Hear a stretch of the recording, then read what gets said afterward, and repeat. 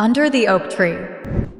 Maxi turned around in surprise to see Riftan staring back at her. Just a moment ago, he had been standing some distance away. How had he approached her without her noticing? Were you going to leave without saying a word? I didn't want to disturb you. You're not disturbing us at all. He took hold of her arm and turned around to look at the squires. The young men, drenched in sweat and red in the face, were looking at them with curiosity. We're taking a break, Riftan bellowed. We'll start again in an hour. Go and rest in the annex. Yes, sir. He then led Maxi away by the hand. Flustered, she turned to look at Rodrigo, but the steward stood with his hands politely clasped, making it clear that he did not intend to follow. Riftan did not look back as he led her along the path. Have you eaten? I ate in the dining hall. The steward was giving me a tour of the castle. She stammered without meeting his eyes. Remembering how she had fallen asleep while bathing with him, she felt her cheeks grow hot. Forgive me for troubling you last night. Troubling me? He asked, his pace slowing so he could look at her. I fell asleep just like that. It's fine. You're not used to long journeys, he answered brusquely before picking up his pace again. Maxi studied his expression. Despite his words, he looked displeased. Still, you must have been tired too. But you had to take care of me. I wasn't tired, Riftan replied. Quite the opposite. Pardon? Her question drew a sharp look from him, making her flinch. Riftan let out a sigh. Never mind. You said you were looking around the castle? I'll guide you. All right. Though she wanted to ask if she had done something wrong, she decided it was best to keep quiet. They crossed the gardens and climbed the stairs to the battlements. Atop the wall, Maxi could see rocky mountains and steep cliffs in the distance. The sloping hills were thick with verdant trees. 30 to 35 sentries patrol the ramparts every day, keeping watch for monsters, explained Riftan. If they sight enemies, they sound the copal. The sound of the horn is a cue for the knights to lead our forces into battle. Maxi beheld the fortress that stood steadfast against the raging winds. The structure of the castle was simple, and in the center of that garden was a tall, slender tower that looked like an iron spike. What's that? Noticing Maxi's inquiring look, Riftan explained, Ruth lives in that tower. It's near the mountains, so it's easier for him to use long-distance magic should the need arise. But don't get too close, he continued. He cast strange magic runes all over the tower in the name of research, and they can be a real pain to deal with. Magic runes. She glanced up at him, her curiosity piqued.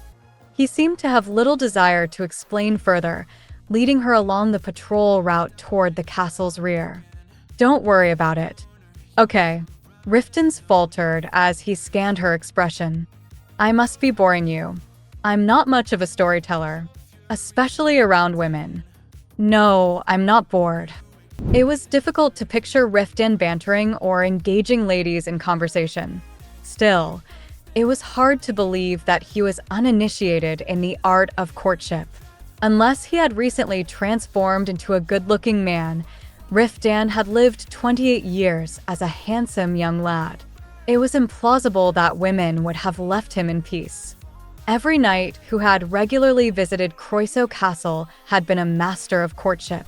Time and again, Maxi had heard the maidservants giggle as they whispered animatedly amongst themselves about the knight's seductive skills. At some point, Riftan must have bedded a young maidservant, or perhaps even a beautiful noblewoman. Maxi recalled his mention of the northern custom of the host's wife attending to guests while they bathed. How else would he have learned of such practices? I'm sure. He has plenty of experience with women.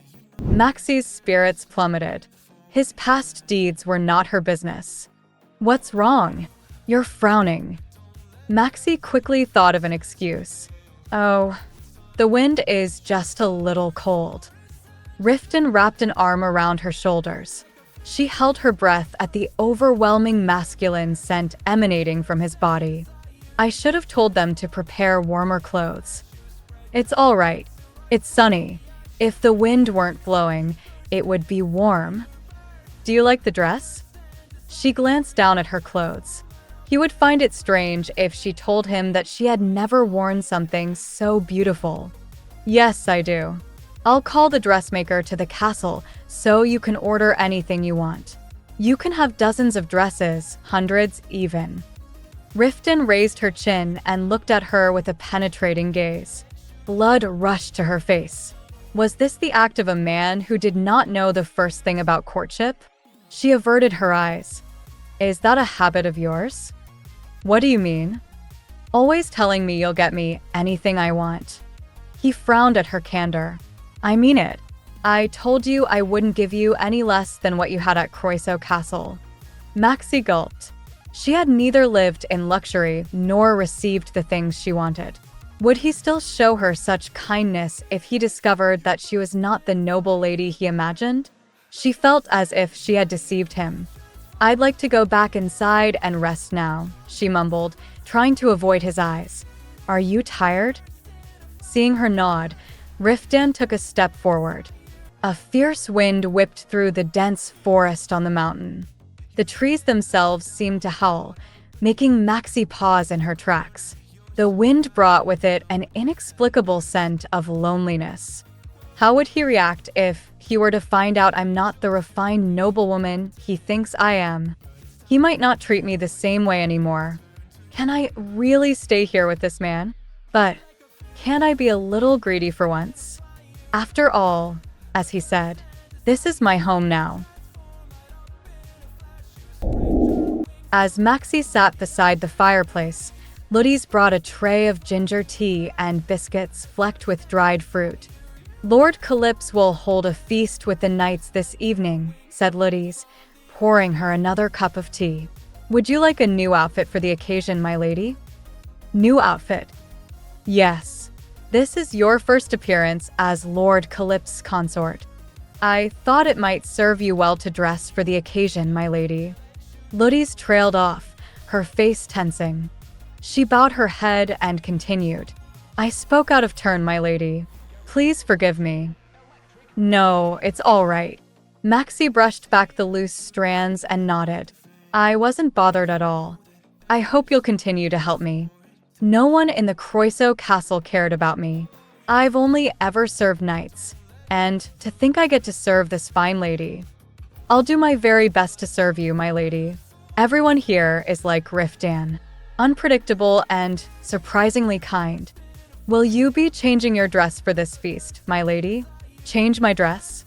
You're already beautiful, but this is your debut as Lady Calypse. We have to show those knights just how beautiful you are. Maxi wrapped a thin shawl around her shoulders and left the room. Outside, the sun was already setting. Maxi beheld herself richly dressed self as she would a stranger.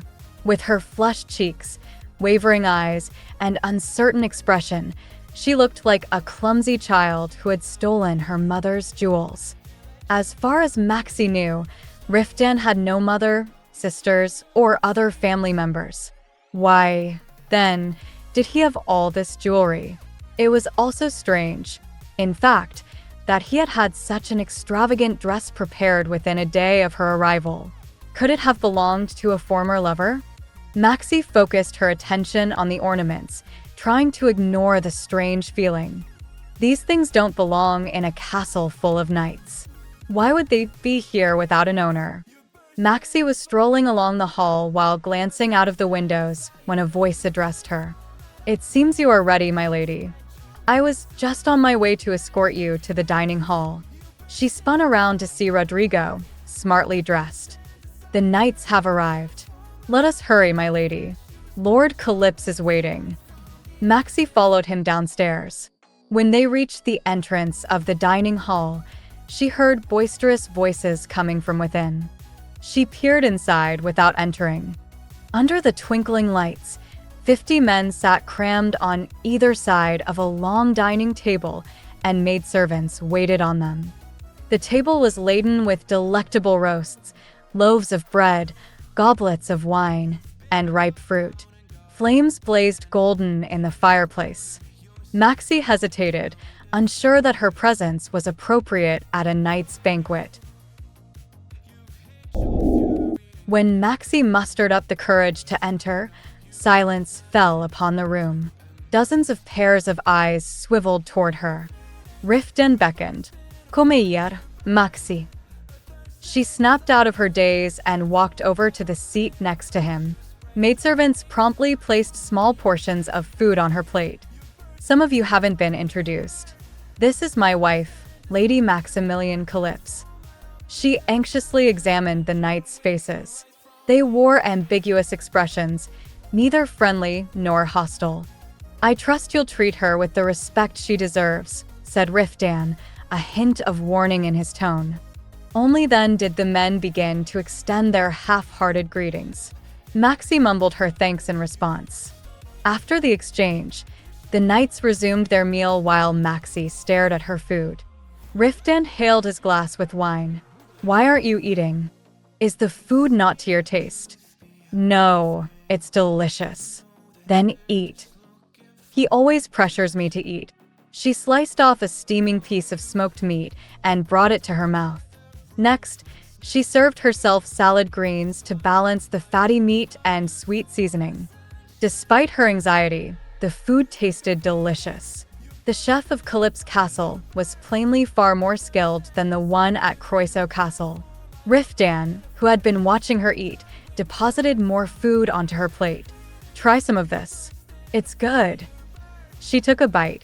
Marinated in a red sauce, the meat had a gamey taste, but it was not inedible. Through narrowed eyes, she surveyed the plates on the table. Most were piled high with meat of unknown origin. As soon as she finished her plate of food, Riftan passed her steamed fowl stuffed with beans and potatoes. Here, eat this too. I can't eat all that. You've barely eaten. Come now, just a bit more. Maxi scrunched up her face. She had forced herself to eat everything that Riftan had given her, and she now felt nauseous. Riftan frowned. Even swallows eat more than you do. That's not true. I've had so much. Riftan snorted. She really did eat like a bird in comparison. How much is enough? You should eat a whole chicken at least. I don't think most women can eat that much. I know one woman who did. Maxi winced. Who was the woman he was referring to? Was he fond of women with big appetites? Most men wanted healthy children from healthy wives.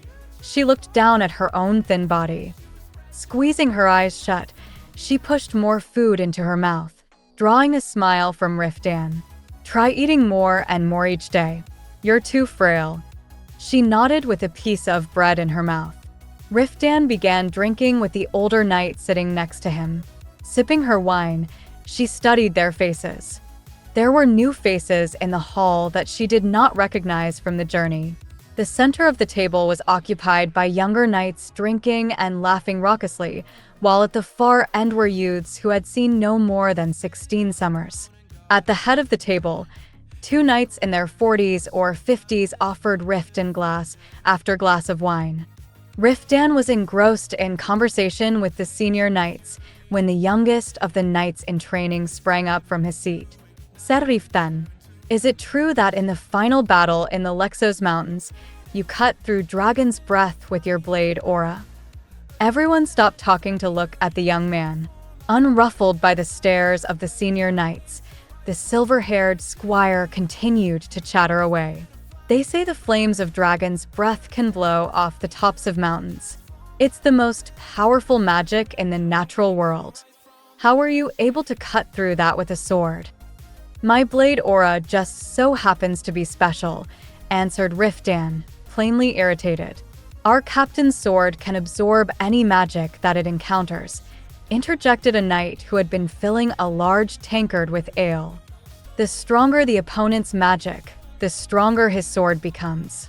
Maxi recognized the speaker as Heberon Neartha, one of the knights who had traveled with them to Anatole. Well, Even without such unique attributes, our captain is an excellent swordsman. He put that pompous commander of the Osirian Temple Knights in his place. He's the commander, not captain, Ursuline Ricado, the blonde knight, pointed out. When will you fix those mercenary habits of yours? Hebron snorted loudly. Captain, commander, it's all the same to me. Don't lecture me on useless distinctions.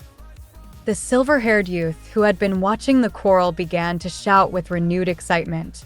Is it true, then, that Sir Riftan dueled Sir Quahol Leon of the Temple Knights? Why hasn't such a marvelous tale been told? It was not the time to brag about the two greatest knights dueling each other, Ricado said sharply. The dragon campaign was right before us. The campaign's high command silenced rumors about the duel, fearing that Sir Quahol's defeat would demoralize the Temple Knights in the alliance. One duel can always lead to another among hot-blooded knights. We were there to hunt a dragon, not to fight in a tourney. Still, it was a duel between the two strongest knights in the continent. It's a pity that no one has heard of it. It must have been a duel to eclipse all other duels. Slaying the dragon was more than enough, Riftan said drily. I don't need any more exploits to my name. And it wasn't an official duel. We were preparing for the dragon campaign, so neither of us showed our true skills. As for the dragon, my contribution was greater than his solely because of my sword's ability to absorb magic, not because of my swordsmanship. It's not like you to be so modest, quipped a young knight who was munching on an apple by the fireplace. A victory's a victory. You both agreed to duel under limited conditions, and you won fair and square. The squire's eager eyes were trained on the speaker. Sir Gable, please tell us more about the duel. Gable Laxian shrugged. You'd rather hear about that instead of the campaign? No. You must tell us about the dragon, too. The knight chuckled at the youth's enthusiasm. Maxi, too, was listening intently. She had heard the bards sing at her father's banquets about the knight's heroic deeds, but she had never heard the story straight from a knight's mouth. Gable guzzled a tankard of golden ale to quench his thirst before recounting the campaign's early days, beginning with a vivid account of a battle against ogres and trolls. By the time his account reached the struggle against 3 basilisks in the valley leading into the Lexos Mountains, Maxi was just as enthralled as the bright-eyed squires. The monsters she had encountered in person had been terrifying, but she was captivated by the creatures in Gable's eloquent narration. As she silently marveled at his talent for storytelling, she felt something touch her neck. Maxi turned around in surprise to see Riftan fingering her necklace while resting his head on one arm. What is it? Maxi trailed off and inhaled sharply. His hand grazed her nape, then began to stroke the bare skin above her plunging neckline. Mortified, she looked around the room, but the others were too engrossed in conversation to notice. She let out a sigh of relief and pushed Riftan's arm away, but he did not budge. Riftan smirked and began toying with the strands of hair that had come loose on her neck. He tapped her collarbone with his fingertips, sending a tingle through her. She trembled. His hand traced the length of her spine before grasping her waist. Feeling his touch on her belly, she blushed. Riftan? It seems my wife has had too much wine. Riftan addressed the knights. We'll take our leave now. The knights, who had been chattering animatedly among themselves, exchanged knowing looks. Isn't the captain the drunk one? His eyes looked pretty glazed over. Well, since the captain is busy tonight, let's just enjoy amongst ourselves. Oops. I suggest you drink instead of running your mouth. Because if you're still alive by morning, I'll be sure to kill you during training. My condolences. Sir, might as well just drink yourself to death. My condolences. Maxi blushed crimson, certain that she would die from sheer embarrassment. Let's go. Ignoring the knight's suggestive jests, Riftan led her out of the dining hall. She followed with faltering steps, Her vision flickered as her eyes adjusted to the darkness. Not a sliver of moonlight trickled through the opaque windows, and the corridors were illuminated only by dim lamps. Riftan pushed her against the staircase wall and began to kiss her passionately. Though the entanglement of their tongues felt almost unbearable, she found herself tightening her grip on his arm. She had tasted his lips countless times, yet each kiss felt new. "I wanted to do this all day. I was holding back for your sake." His growl reverberated through her ears and throat, the vibrations tickling her insides.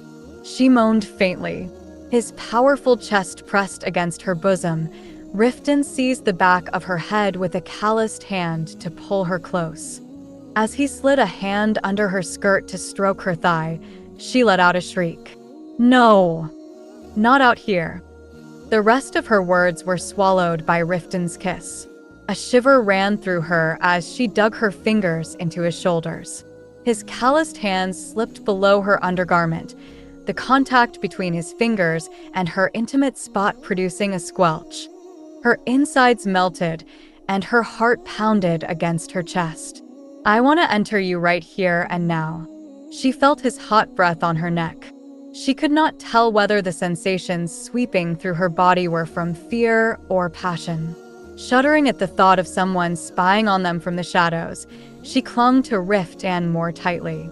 Burning with desire, his lips brushed across her ears, neck, and collarbone, while his thick fingers gently rubbed her tender flesh.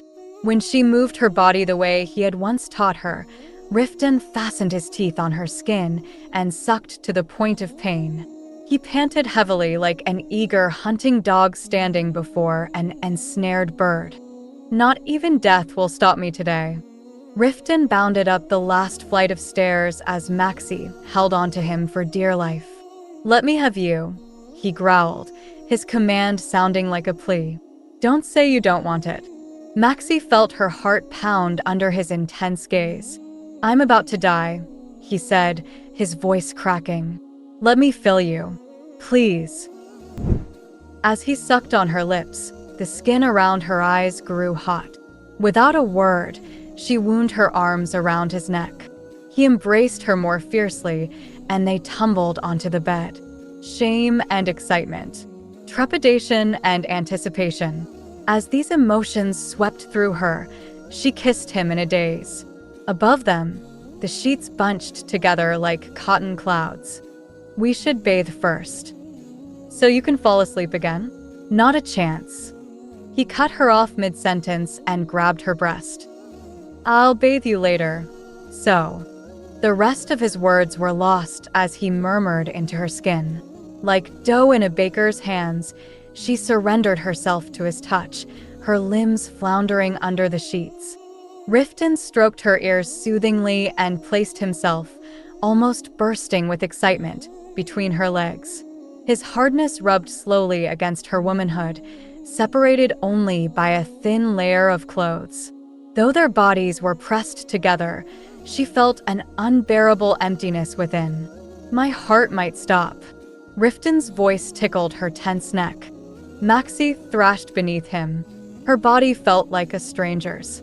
Riftan's body, burning like red-hot iron, weighed hers down with urgent but graceful motions.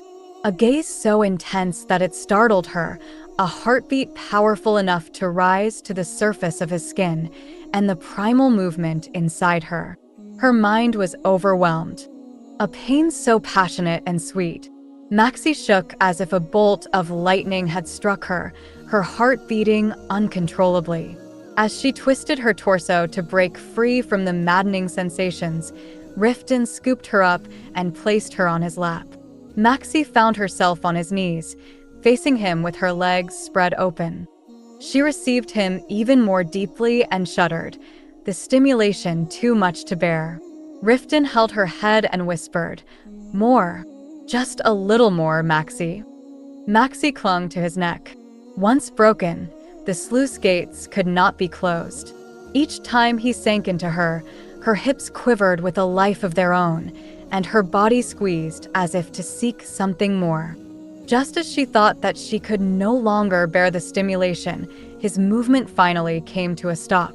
She closed her eyes, feeling a lukewarm essence erupt inside her body. A drop of sweat trickled down her cheek. "I thought I was going to die," Riftan whispered. Still in a daze, Maxi looked up at his flushed face with half-closed eyes. A pair of black eyes flickered between strands of disheveled hair, unsated. "Don't fall asleep just yet,"